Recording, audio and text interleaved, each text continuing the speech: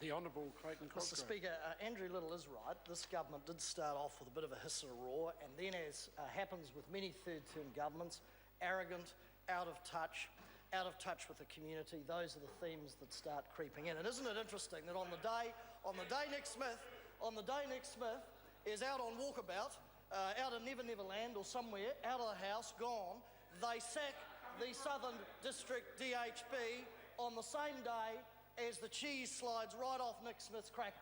Right off it. The same day. Gone troppo, sir, gone bush. Because I'll tell you this, if ever a minister, sir, exhibited the themes of arrogance and out of touch, it is that member, sir, Nick Smith. And what a litany, what a political catastrophe that man's career has been, sir. God alone only knows why the Prime Minister is so benevolent, in fact a number of Prime Ministers, to put him back into Cabinet. The man who in 1999 had his first defamation case and lost. The man who in 2003, and as I say again, sir, that was a time when the cheese did slip off the cracker. His headlights were on dim, sir, as he wanders through life.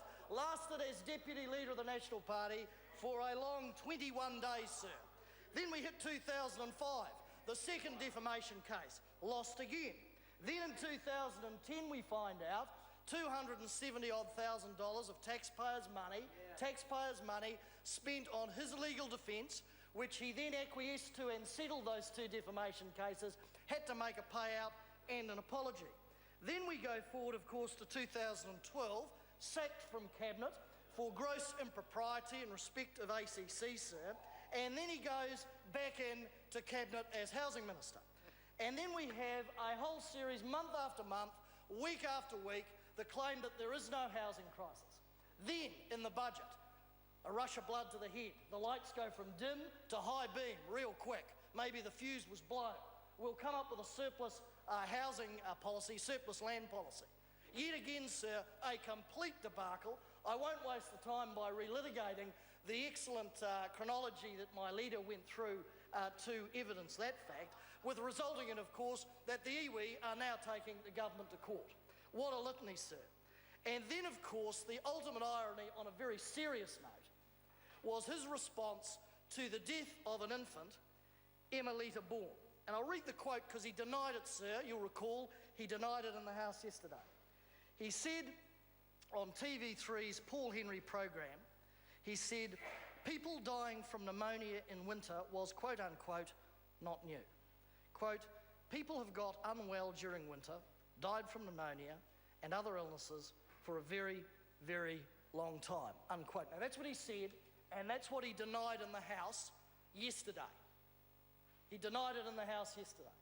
Now if that isn't an example, not only, sir, of a minister completely out of touch, possibly with reality, definitely with the community, a minister who is so arrogant, so lacking in compassion, that he would not even draw breath, breathe through his nose, nod to the family, nod to the loved ones, and express some sort of remorse, some sort of compassion, some sort of sympathy. And the best the government can do today, after they've sacked a board coincidentally when yet again Nick Smith's feet are firmly on the fire, is to talk about that and not actually address the issue. Now I just say, sir, in the high calibre or high standards that the Prime Minister has for his ministers, what does this guy have to do to get sacked, and what does the country have to do to be put out of their misery, sir, of putting up with him?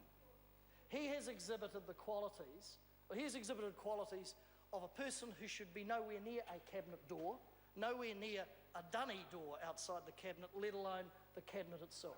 If a person, Mr. Bishop, and I suspect that member wouldn't be as stupid or dispassionate as Dr. Smith, as he grins, if he cannot give a little bit of compassion and acknowledges he is the responsible minister, that perhaps his department could have done better, that perhaps his department was indeed, as the coroner said, partially, if not greatly responsible as a contributing factor to that little girl's death, then there is something very, very wrong.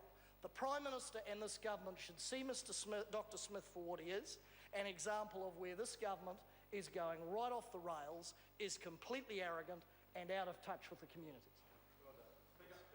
The Honourable Pesatara Sam Lottawinga. Thank you, Mr. Speaker.